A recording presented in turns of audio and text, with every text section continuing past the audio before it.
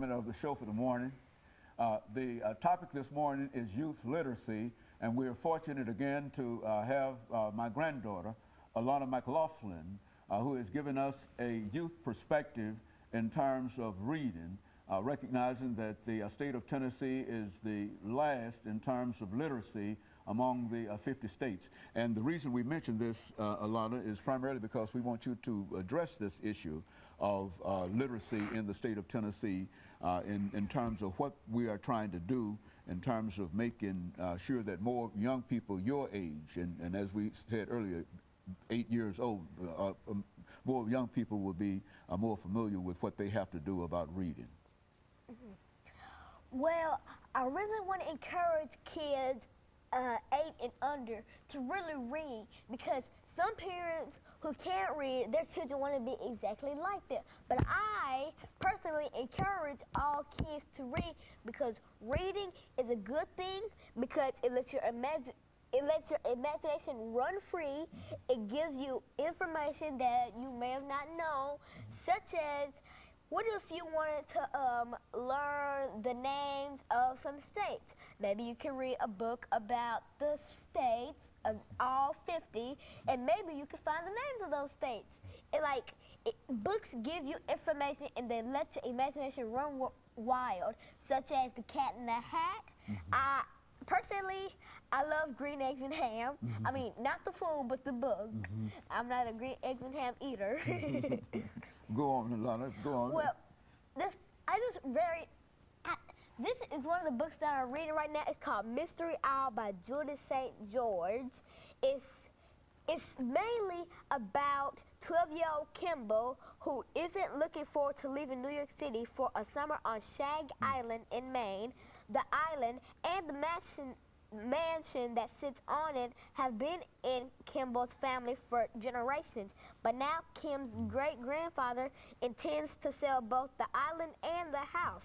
Kim and her mother busy themselves with preparations, but when Mom is called away on business, Kim and great-grandpa find themselves alone on the island. Strange music, bright flashing lights, and an exotic parrot convince great-grandpa that he is losing his right mind, like his father before him.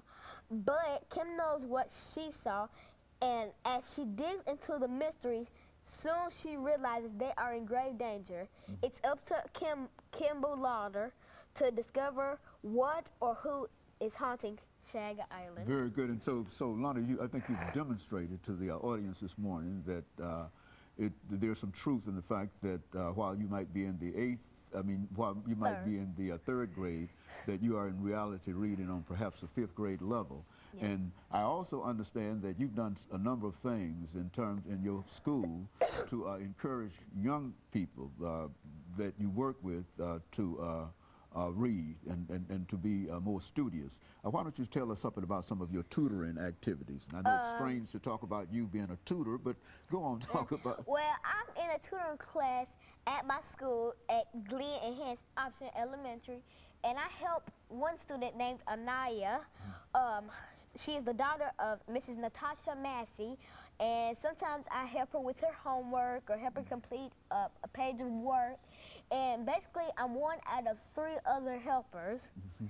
And so you're not the main helper, but you they have I'm enough. one of them. They have enough confidence in you in the 3rd grade to allow you to do something. And I also understand that at one time you were even contemplating, even at your age, of starting a tutoring school. Why don't you say something about it? I was, because me and my family moved to Madison a couple days back, and I was trying to save enough money to buy our house.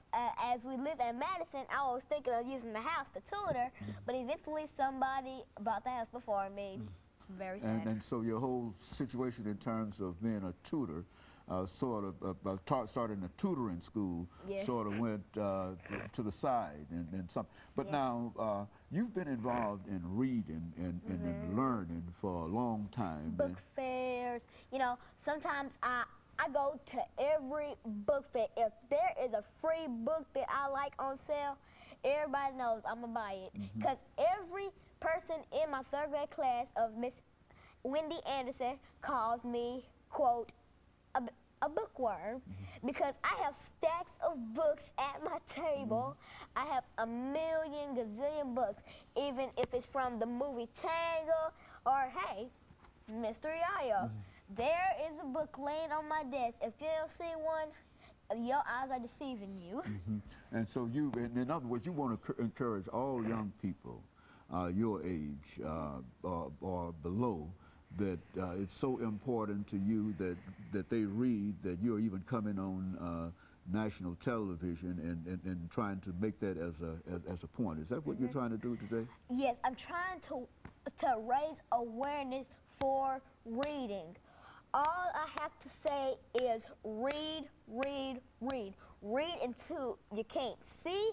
Read until you pass away. Read until you can't hear. Read until you sleep. Read for 24 hours straight. And I'd be the proudest girl on earth.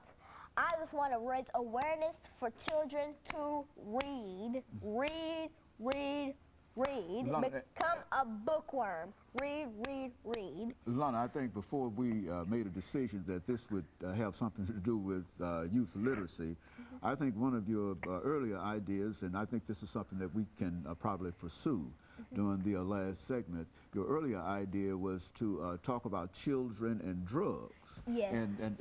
And I was so taken back by that because I recognized that you being in the 3rd grade and only 8 years old, I was sort of, I wondered exactly what could you tell us at this age about children and drugs. And so, but you contend that you've read a lot of information in reference to, let's talk about that. We've got 50 seconds before the end of this segment.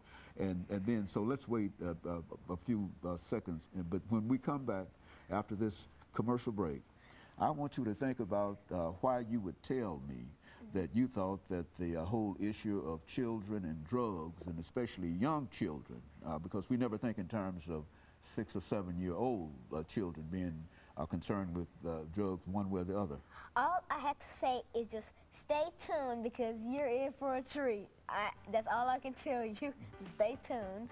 Well, and I think that over the last 14 seconds that we have here, he don't know what's coming up. Encourage our And neither audience do I, to, so I'm a stay think. tuned because Lana's going to talk about children and substance abuse.